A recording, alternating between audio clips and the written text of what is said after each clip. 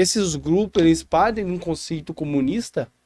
De uma visão comunista? Com certeza. O senhor acredita que se o Brasil for tomado pelo comunismo, os cristãos hoje no Brasil, com a sua experiência, né? Claro que, né, com a sua experiência, o senhor acredita... Sim, o senhor acredita que se o Brasil hoje, né, fosse tomado pelo comunismo, os cristãos sofreriam algum tipo de represália, algum tipo de perseguição nesse sentido? É uma boa pergunta. Começando lá da Colômbia, é um grupo de ideologia comunista, stalinista, e eles se declaram assim. Se você for investigar, procurar, não precisa ter muito trabalho, você vai ver. Sim, sim. De extrema esquerda, isso acontece, isso é claro.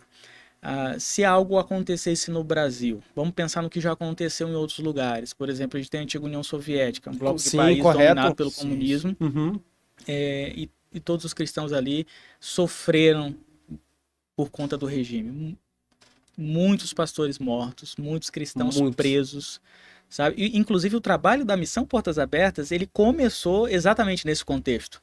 Porque lá na época, em 1955, dentro desse bloco comunista, o irmão André, e aí André, só para deixar claro, quando eu comecei a conhecer a Portas Abertas, eu ouvia irmão André, eu pensava que era um pastor de uma igreja perto de onde eu morava, que era André.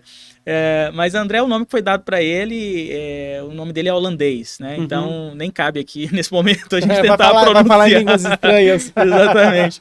Mas ele é um holandês e com cerca de 27 anos, lá em 1955, ele foi para Polônia.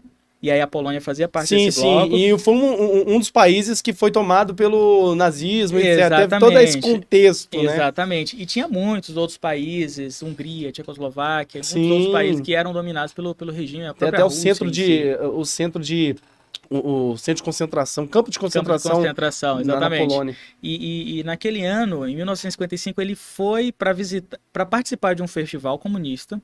Ele não era comunista, mas ele queria...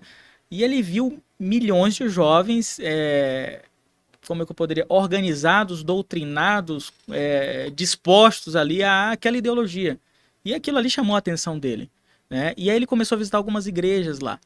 E o interessante é que quando ele visitava essas igrejas e falava nessas igrejas, ele já era conhecido como pregador, né, na Europa. Mas ele começou a fazer esse trabalho secreto. E aí nessas igrejas, enquanto ele pregava, quando ele pedia para abrir o texto bíblico, né, ele abria ali, sei lá, João, capítulo 1, versículo 12.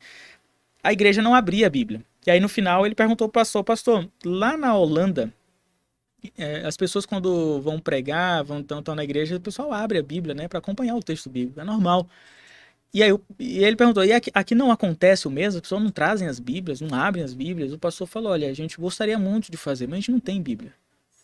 E aí que ele foi confrontado, né, em primeiro momento com essa situação. Ele começou a conhecer. A igreja sofria pressões imensas. E aí tem um livro dele, O Contrabandista de Deus, que conta exatamente essa história. Tem um outro livro que se chama Infiltrado por Deus, que conta ali na situação do contexto da antiga União Soviética. Então começou nesse contexto de perseguição sobre o regime comunista. Milhões de pessoas foram mortas, presas, e cristãos estavam ali presentes.